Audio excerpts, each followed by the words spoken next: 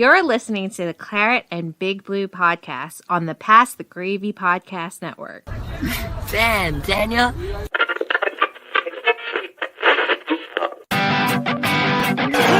you are? I am. Flange over the middle. Touchdown, Giants. Taken away by Wicks. Oh, it's glorious. It's Pettis to Jones. Oh, what a catch by Daniel Jones. Cleared as far as Saeed Ben Rama.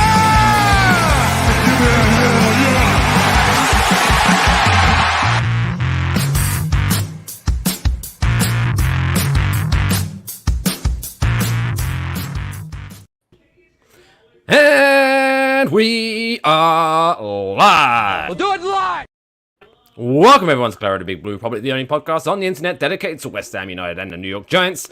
That's right, football and football. Balls for everyone's taste. Season 2 finale. Don't be sad it's over. Be happy that it happened, if that's the phrase. I am Mike Fish, and I am joined, as always, by the man to my left, Alex Middleton. Alex, how you doing, buddy? I'm good, man. Just, it's the last one. What are we going to do? We have all this time on Tuesday. I don't know. I don't know what to make of my Tuesdays now. What am I supposed to do, Mike? What do you want me to do every Tuesday at 5? Just hang out? Just grind, man. Just live your life, bruh. Just rise and grind? All right.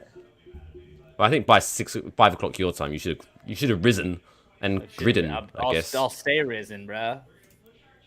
That's what he said? Yeah. Alex is on my... Well, yeah, I guess. It would be his right if he's looking at the camera. It would be the right. Yeah. Yeah. Well, I'm glad we got that sorted out after 2 years. Anyway, what have you been up to? I know you had a big work... technically, was it a work event? BuzzFest? Yeah, was you working? For the company, the people I work for, I worked. I kicked the whole damn thing off. I introduced my friends that opened up BuzzFest. It was pretty tight. But yeah, we had our 94.5 The Buzz I work for here in Houston. We had our yearly concert, and we had Papa Roach and Seether, and Dead Sarah was there, and 10 Years, and Lucid Illusions. And I got to bring on Lucid Illusions, who kicked off BuzzFest, and that was pretty cool. And then, you just kind of shake a lot of hands, meet a lot of people, and just hang with the people. That's what I did on Saturday. And if you don't know who Lucid Illusions are, you can get to know them by checking out a previous episode, a bonus episode of Pass the Gravy. 462, I believe. I think it was 462. Yeah. Pass the Gravy 462, Lucid Illusions. My voice is going. So check that out. Also, they do follow Claret Big Blue on Twitter, so they're good guys because they're good dudes. So was you once you do to lose your voice, huh? No, I don't know. It's been karaokeing, I guess, a little bit. Okay. You'll be proud. So I had a little family get together, and for those that know or don't know, my wife's side of the family is Filipino, and so whenever you get a group of those together and alcohol, the karaoke machine just gets wheeled out every time. Big Journey fans? No, so I've made them a big Wham fan since I always do Careless Whispers. That's my go-to. So go on. The saxophone in that, you can't really beat it. But this time, I was like, fuck it. I pulled up the karaoke version of I'm Forever Blowing Bubbles, and I sang that for the family.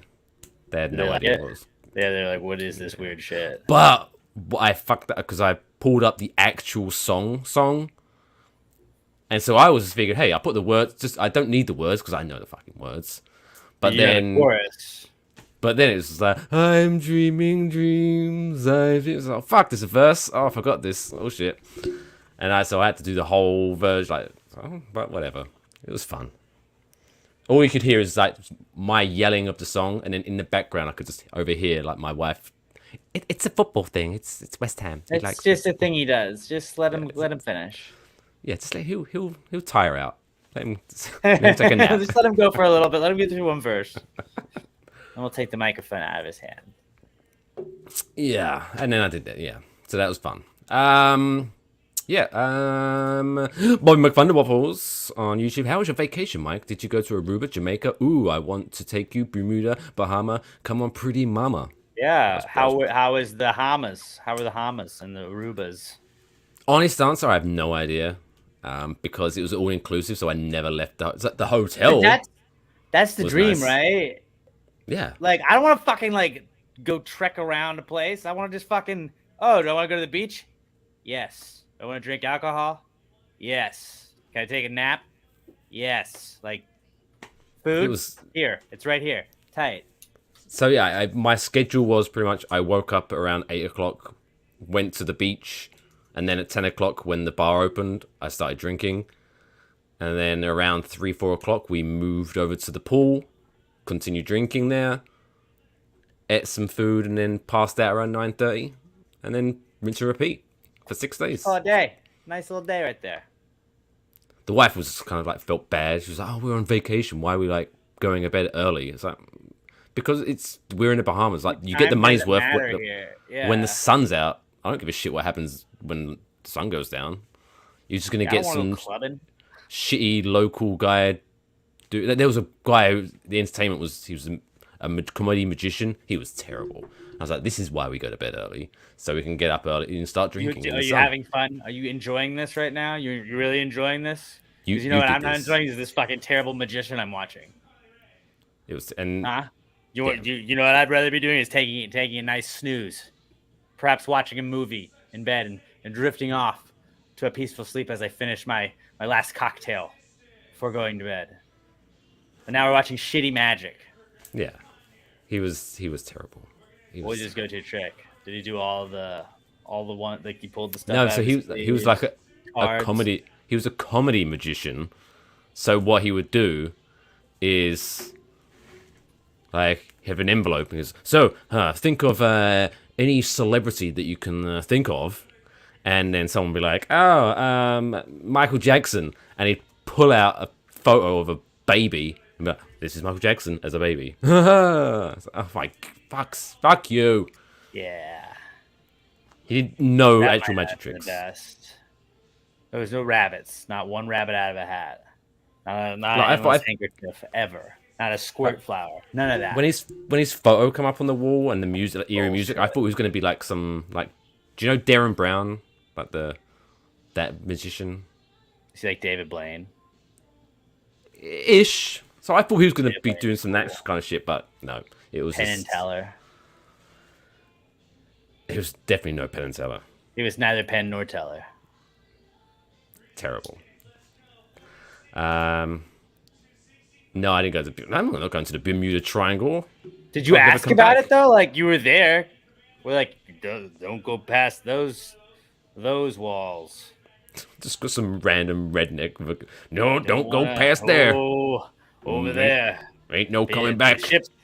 Ships tend to disappear and go missing when they go over near the triangle. Chris Angle. I know who you mean, but that's fine. Kurt Angle's brother. Yeah. Now, talking about crossing over, so I just think of your good friend Frankie Ocho. Talking about the it'd be a real shame if you went there. Real shame if you just ended up in that old triangle over there. If he's running a racket out of Bermuda, I'm sure there's a lot of bodies that show up there. The old Frankie Ocho. Just see this spider dragging this body bag. You didn't see nothing. You didn't see nothing. You see nothing else. You're gonna be next, pal.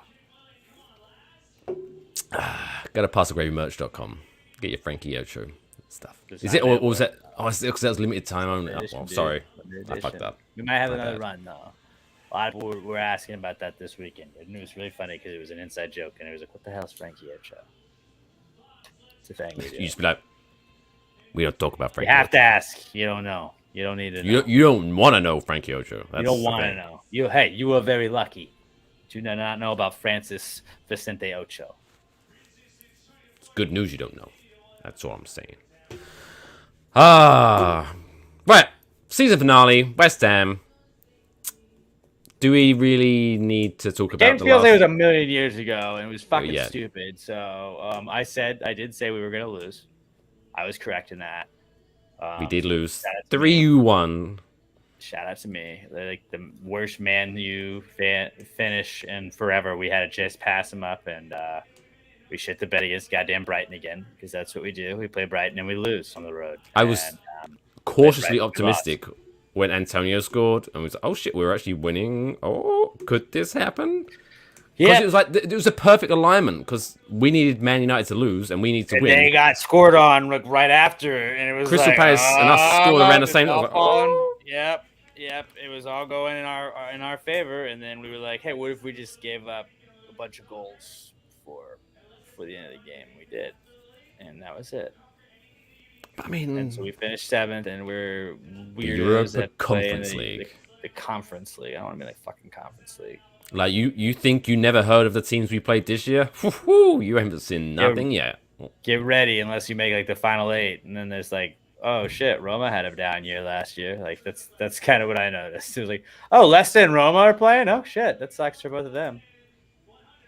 Bob McFunderwaffles, I couldn't stop laughing at Alex's tweet when the team who shall not be named won the Premier League. I just kept saying like bought, not earned, and I was really pouty that our team isn't owned by a sheik. Would be nice, but for some reason, wow, must be nice. Just buy everybody, and then have Erling Haaland coming in next year. Oh, you need another 400 million. Oh, bitch. Let's create a new sponsor out of thin air. Oh, we got another investment. That's how that works. My goal in life is to just get you to hate the English team, because Jack Grealish is on it. I'm gonna get you to turn, and just because it's like if he's on this team, I don't want him. You'll be Team USA before you know it, Mike. The thing is, so England are still keeping me on the hook, because now we've got not only one, we've got 2 West Ham players in the England squad. Yeah. Jared Bowen's now in there. But Jack Grealish ruins it, so I can't ever root for him. Well, it's 2 against 1. But Jack Grealish, I'm never going to root for. That guy's a fucking scumbag. He's a fucking scumbag. Scumbag. I just wish someone cut your fucking hair, Jack, would just shave his head while he was asleep. That would be so funny.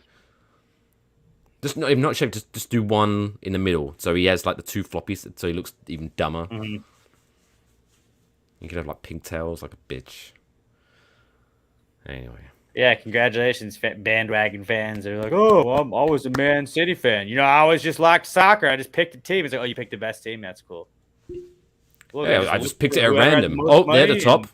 Number 1. How about that? Fucking glory hunters, as we call them. Fucking, yeah, glory hunters. Bandwagon bitches. West Ham season as a whole, though, would you say it was a successful year? Are you happy? Are you sad? Are you in the middle? Where's Alex at? I guess I'm more in the middle. I mean, if you look at it from how we finished last season, you would have to say it was a little bit of a downgrade, because we finished 7th instead of 6th. We also, I think we did we had a great Europa campaign, which was, hopefully something we could have built off of. I really think that we had a chance against Eintracht, and we had the stupid red card so early in that we just didn't really get a chance to play the game. Deserving or not, but I mean, the Europa campaign was obviously the highlight of the whole year. Premier League was very up and down. I mean, you had the Chelsea game, which was probably the highlight of the season, beating Chelsea right then when Chelsea was kind of at the top. We beat them 3-2. That was pretty sweet. We tied the pool. We beat them. We beat them. Okay, yeah, that was up there then. I feel like I remember that, because that was the day we beat them 3-2. The same day I went to see the Giants beat Las Vegas Raiders. Oh, you're right. Okay, yeah. I don't know. I felt like the Chelsea one, just because it was such a freak goal, just because Chelsea was really hot right then. I thought that mental at that point in time. But then you just had the classic West Ham games where the Brighton losses getting doubled by Brentford. Just having those games where you can't finish or whatnot. Just having a transfer window where we do absolutely nothing besides sell players or loan players out, and we kind of just destroy the depth of our team, or just add nothing to the depth of our team when we are playing in at one point it was three different campaigns we were kind of running, and that really, I think, if you look at it, like, I think that hurt, like having guys not be able to like relax a little bit, having guys not be able to sit out a game or so, miss a game just so you can get another dude that you feel comfortable with actually playing. Yeah, I think the lack of depth really hurt him, and we didn't have a ton of depth last season, but I feel like we had more last season than we do this season. And I think that kind of hurt us. But it was overall, outside of the Europa campaign, which I think really saved everything this year, the Europa campaign just kind of came to a shitty end where, it was the way that we went out with the red card so early was just, it was kind of disheartening. Yeah, you didn't feel like it was a fair get, because you just, as soon as that happened, you was like, oh well, that's it. Now I have to sit here and watch the rest of this game being miserable. Yeah, I'm just gonna hate the rest of this. So yeah, I don't know. It was an average season. I feel like I was average up and down, but like if you had told me that West Ham was gonna finish 7th and be competing for a spot in Europe 3 years ago, I would have been like, yep, I'll take that. So maybe we're just getting spoiled, but I would rather be spoiled and complain than be bitching about relegation right now. Yeah. I mean, glass half full. I think, like I said, when we finished 6th last year, the fact that we didn't have the depth, we didn't add anything in January, the fact that we went all the way to the semi-finals in the Europa League and only finished one position lower when everyone was writing us off by saying, oh, the fact they got Europe, they're going to die off, yada, yada, yada. We weren't a fluke. I think it was I would say it's like a 6 out of 10 season. Slightly positive, I would say. But, as always, I think it's now like, what do we do now? Are we going to add? Are we actually going to... Because you have United knowing that United's about to just drop a buttload of money. You have Tottenham knowing they're about to drop a buttload of money. Newcastle just is going to be sheiked all their way into... They're going to be Man City pretty soon. So, I mean, that's bumping us to 8th if we're just going to not spend money. I did see we were talking about the dude from Rennes. We were talking about maybe getting a center back from there. I saw that it looks like that we are probably going to move forward and buy Alfonso Areola's contract. That seemed like that was all but official kind of today. I was seeing some West Ham tweets. But you just got to hope, like, if they don't add anything, we're in a lot of trouble. If we can go out, we're going to add, like, we've shown we can compete at this level. And yeah, Newcastle's going to be tough coming forward. I think Newcastle's still maybe a year away, like from really being able to do this. Yeah, they're not going to suddenly get all the top players now. They need a good season next year to build up their brand. But you're going to have Chelsea, who's just got a new owner, or is about to have a new owner, and the new owner is going to be like, hey, let's make some splashes. I think, like, we're in a really shitty spot right now where the combination of Man U having a down year, Tottenham maybe not having the year they want, Arsenal's about to throw a bunch of money at stuff. Like, all of the top teams, the big six, like, they are going to be throwing a ton of money, and then you have Newcastle thrown in the mix, and that's kind of scary to think about. But Moyes he's just like, he's able to figure it out with the West Ham squad that he's got. It's like, I trust him. I just would like him to add some depth, and I don't know if it's him willingly not bringing in guys just because he doesn't want to just bring in guys, but at a certain point, you got to have a second squad ready to go for cup games and for, the Europa games against Queensberg or whoever the fuck we play that I've never heard of, like against Rapid Vienna. You got to have some guys that you can throw in there. So maybe Rice doesn't have to play 3 games in a week or whatever, but like we said, we're in a lot of trouble. It's kind of scary with the top teams having some down years and knowing that a bunch of money is about to be thrown on very, very top talent. Yeah, like we said after the January transfer window, like I appreciate and respect David Moyes, his opinion of, I don't want to just add players for the sake of it. They have to improve what we're doing. But when you look at for example, our strikers, we don't have a spare striker, so like literally anyone would improve.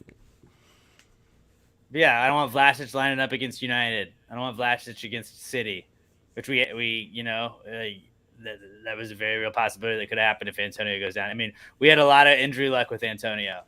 We expected to go down usually he does go down for an extended period of time. So shout out to Antonio for not, but we're kind of in some trouble if we don't go out and get a striker, or maybe get 2 strikers. I don't fucking know. I think Lingard, I've seen kind of, again, every time that's an off season, anything like Lingard is going to be linked to West Ham. I feel like Until I see him in a shirt, I'm not buying anything with that. I don't either, but it's like I would accept a Lingard coming back, like for his, now you're going to get him for the cheap, right? Like you're not going to pay United anything. You're just going to see what you got to pay him. He worked with a lot of the same guys that are on the team still a couple of years ago. So maybe that works in our favor. I don't think we'll throw a bunch of money at him, but we could compete if we could bring him in. Again, we need a striker. We need a couple of strikers. I'd like some guys where we can have some healthy competition at the striker position. I mean, I love Antonio, but he can't be. I don't think Antonio's not getting better. Like he's good, and he's very serviceable as a striker. But Antonio he's hit a ceiling, and you're not going to get better than what you get out of Antonio. I think the point he is in his career, I think he can get better, but we need competition in that, so he doesn't have to play. If we can rest him 1 week and then bring him back, or start him from the bench and then bring him on after like 65, 70 minutes, I think he can improve, but we just need other options big time. We just didn't have that at all this season. And then, when Bowen goes down a little bit, I believe Souček went out for a couple of games. Like anybody up front that goes down, we're fucked. When Benrahma was in the AFCON tournament, like we were shorthanded, and it showed. There were a lot of games where you settle for a draw, or you have Burnley almost comes back on you. Like it's just little things like that add up. And when you look at realistically, like we did this last season where we could have been Champions League, had a couple of things gone right, and the Brentford games, say like we were playing multiple leagues at that point. You can rest a couple of guys. Maybe you get a couple of different results out of some of those games. Maybe a young guy that's not been playing 2 matches a week or whatever is able to get a couple of goals against a Brentford on a fucking Wednesday. Like just little things like that. We could have been in Europa again, 3 points different. I mean, it's over now, so there's no point. But with a few more players, right? Champions League was not out of the question. But around January, February, it was still in the contention. At the beginning of the year, we were like, we could do this. But yeah, I think it's the West Ham part of it, where it's like we're not Chelsea, we're not Man City, we're never gonna be those guys until we start spending that kind of money, and that's just the shitty part about being the outside of that tier, where like, hey, we don't have the funding at this point. And when we can get the funding, if we could ever get the funding, then I definitely think West Ham, like we play with those guys, we can compete with those guys. But if we had the talent to compete with those guys, like skill wise, I think we're good. But just talent, like fundamentally, I mean, we're with those guys. Talent wise, just they can play a B squad against us and still take it to us, and that's what they did. Like we had that against that loss against United early in the season, and I mean, Noble probably should have made that penalty, but whatever.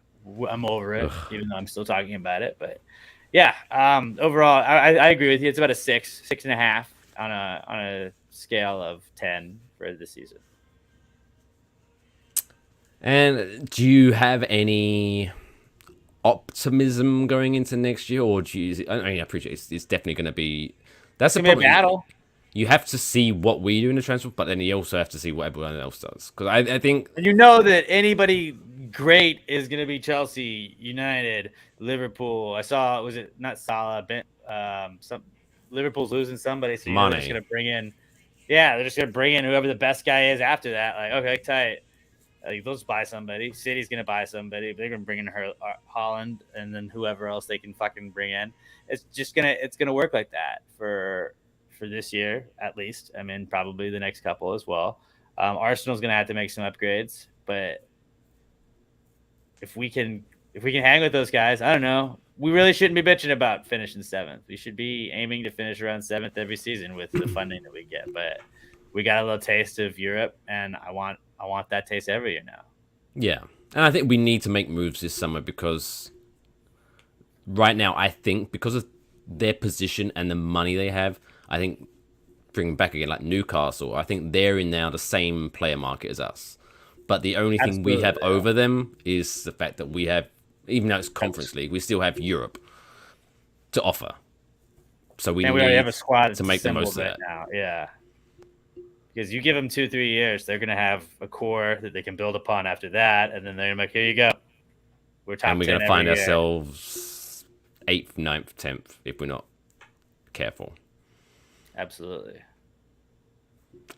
I mean, we don't really need. There's no giant. Is there any Giants news? Daniel Jones at OTAs was looking good. He was hitting those fucking nets, just swishing balls in there, dude.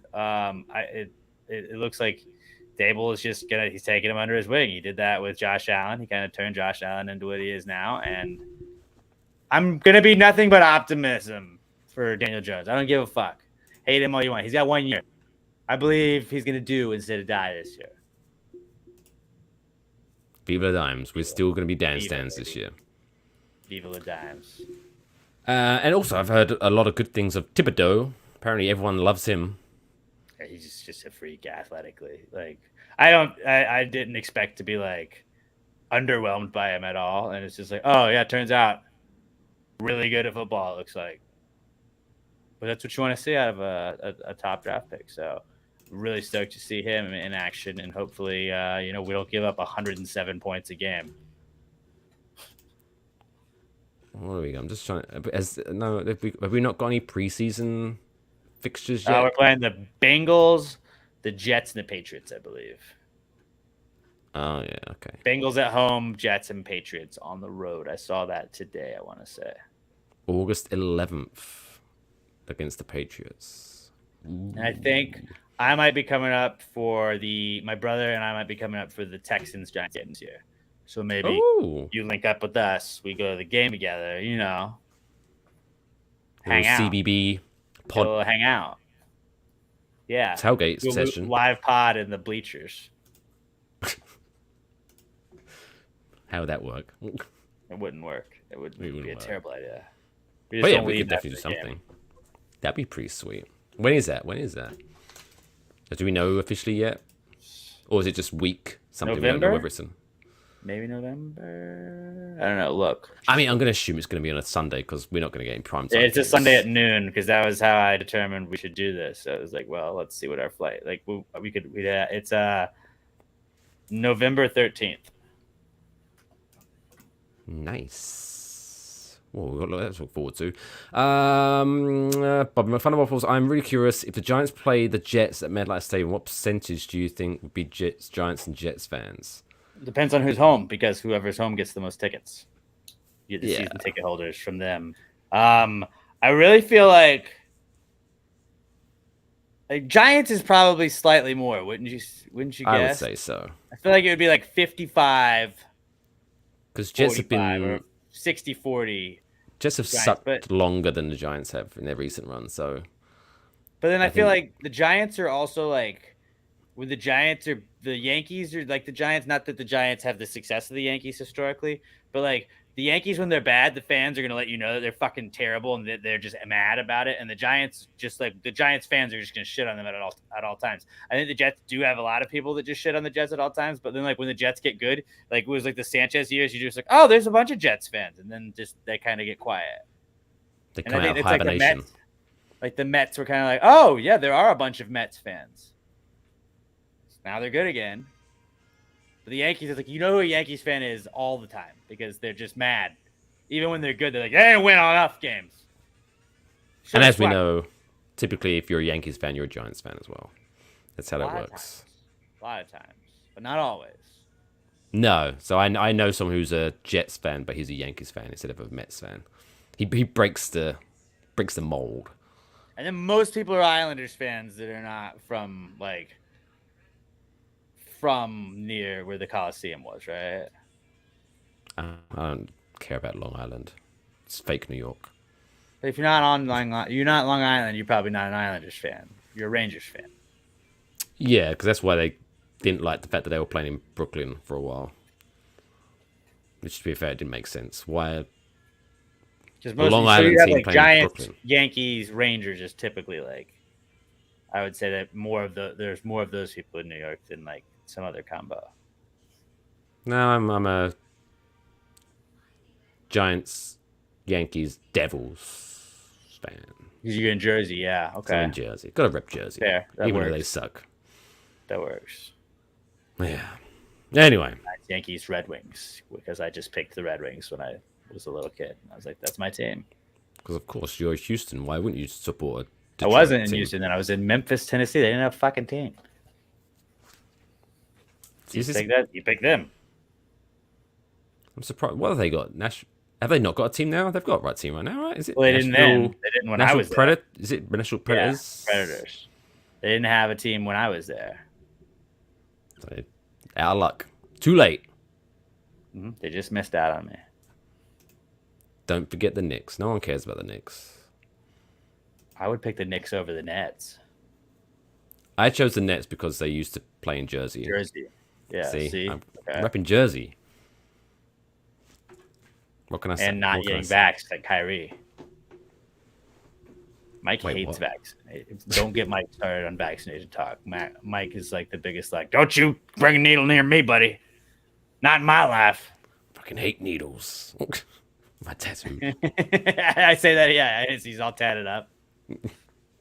The only needles I don't like is blood. I can't do blood tests or blood I donations. don't like it, but like as long as I don't have to like look at it, because like sometimes like if I like get blood taken or whatever, it's like they're like, "Are you all right?" I'm like, "Yeah, I just don't want to look at it. I just don't like watching the needle penetrate the skin. I don't mind it. Like, I can deal with it once it's there, but like watching it physically go in, I'm like, not doing that. I don't like that at all. Yeah, no. Just Fuck once that. it's in, and I also don't really love watching like the blood like as it's squirting into the little thing. You're like, this is gross. Like I don't faint at the sight of blood. Oh, I don't. But 9 times out of 10, if I'm getting like blood work or whatever, I'm out. I get lightheaded, and I'm normally like just getting blood work, which should be like a couple of minutes. That's an adventure for me because I have to wait for me to wake up again, and I'm just like, just do it. Just cut me open. Just cut me, doc. So I tried to, because I was like, can you just, if I pass out, can you just carry on? Just take the If I fucking bring blood. you a bucket of blood to the doctor's office, does that work? Like, no, you cannot just bring me a bucket of your own blood. Doesn't matter how you Just keep it in the fridge, and every now and then Well, it goes. It's like I just spoon got or it. a ladle. I fell on the sidewalk earlier this week, and I was like, you know what? I gotta get blood anyways. Here, Just there's run blood it. into a Home Depot Quick! bucket. Take it. Ah. I cut my finger, so it's about a shot glass worth. Just trying to help you out. Start. Hey, I'm doing your job, all right, bud?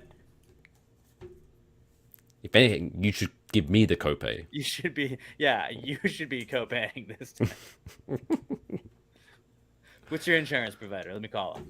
Apparently, you're not covered under my my policy. It's gonna be a couple of $100 now. It's gonna be more expensive. And I had to wait on you too, so whew. That's another fee. But maybe I can cut you a deal. I know a guy. Maybe I can get you a little discount. Anyway, what a way to end the year.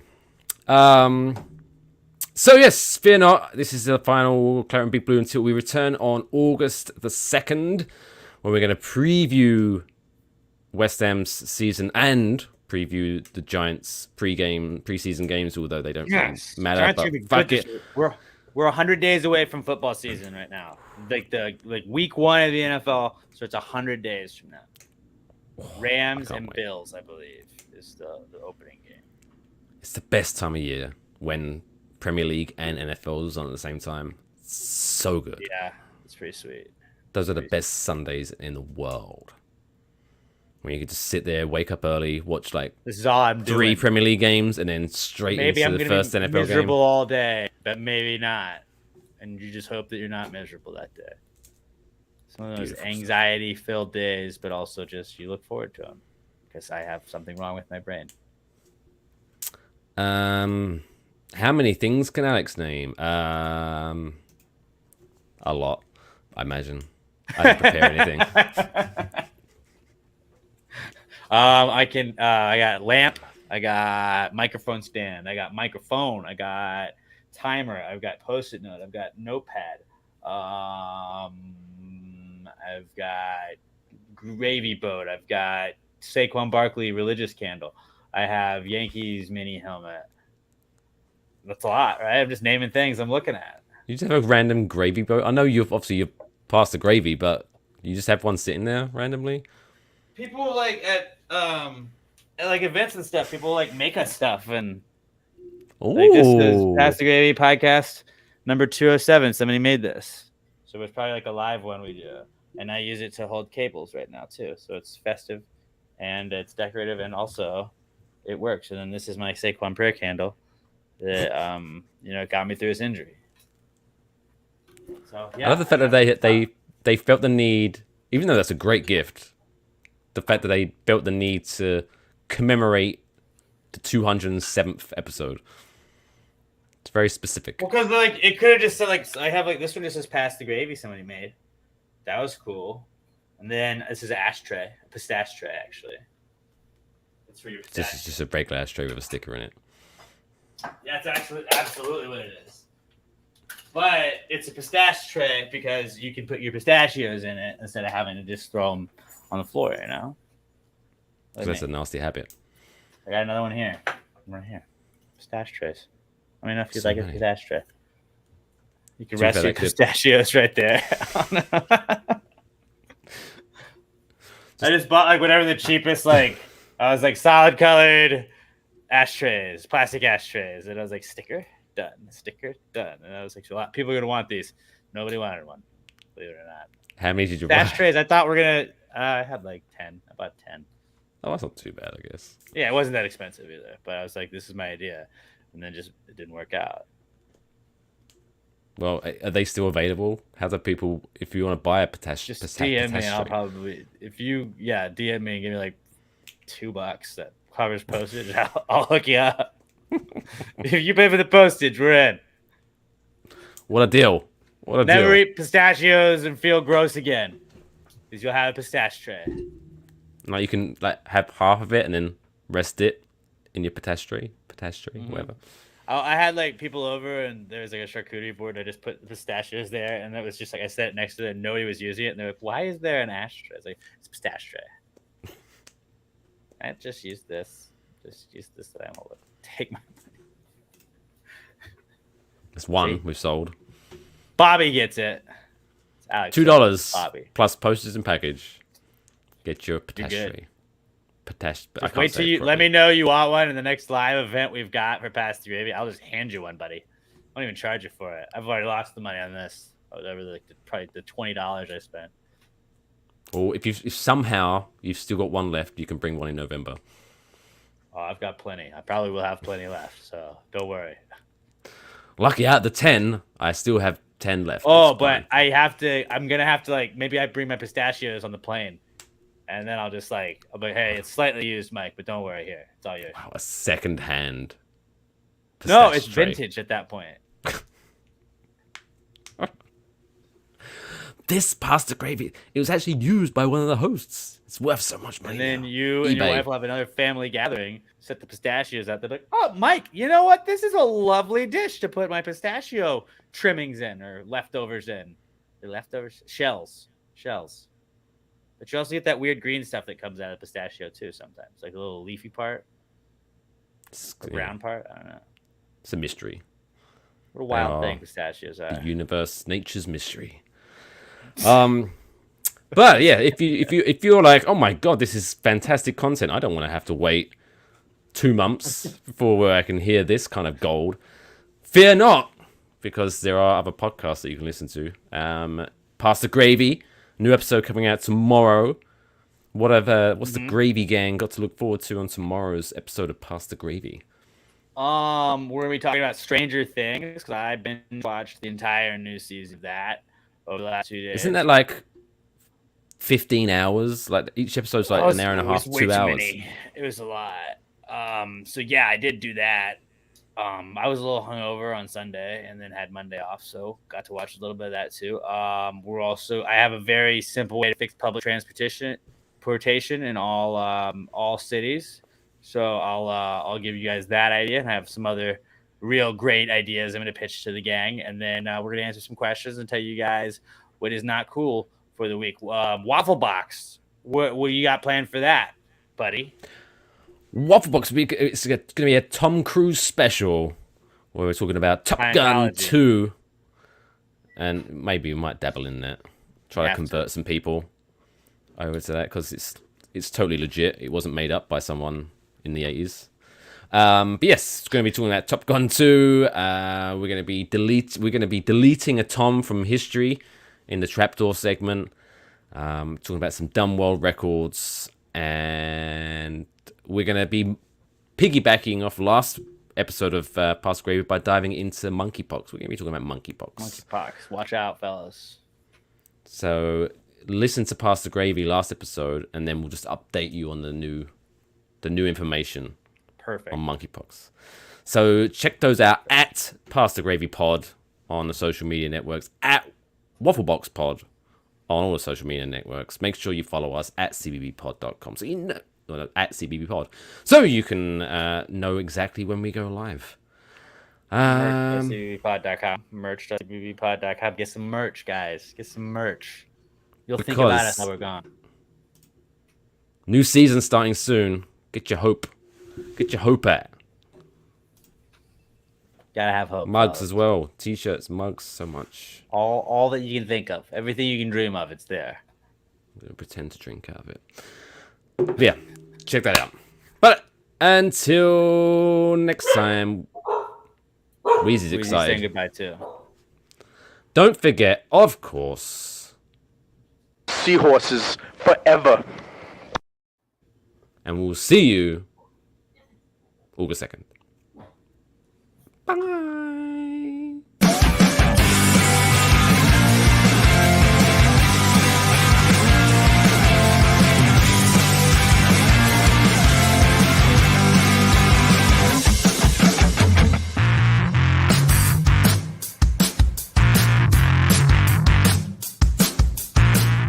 Hey, let's go to Peyton. He's going to break down that touchdown. Can't hear shit. Never mind.